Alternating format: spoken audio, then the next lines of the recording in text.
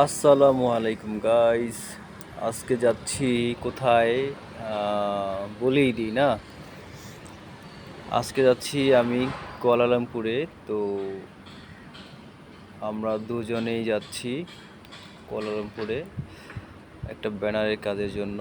তো আহ, রাস্তাটা এত সুন্দর এবং ওয়েদারটাও মাশাআল্লাহ অনেক সুন্দর।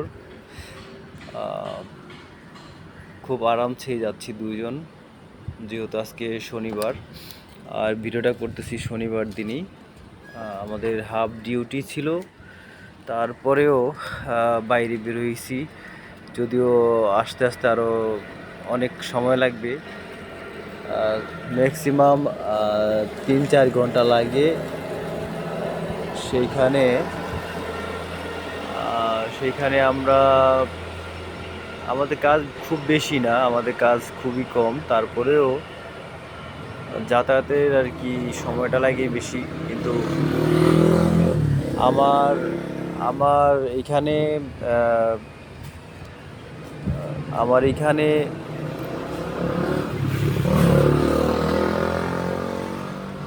এখানে রোডটা কিন্তু একবারে মানে খুবই স্মুথ, ঠিক আছে, কোনো তেমন কোনো যানজট নাই।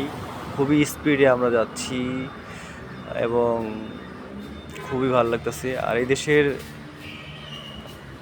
এই রোডগুলো এরকম সুন্দর, আহ,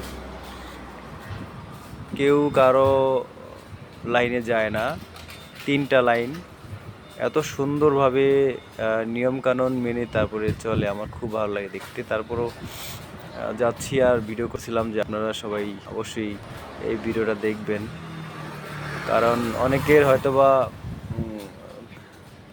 কুয়ালালামপুর শহরে ঘোরা হয় না, বা অনেকে মালয়েশিয়ার কি অবস্থা, মানে দেশের কি পরিস্থিতি সেটা অনেকে এটার মাধ্যমে দেখতে পাবেন, ঠিক আছে।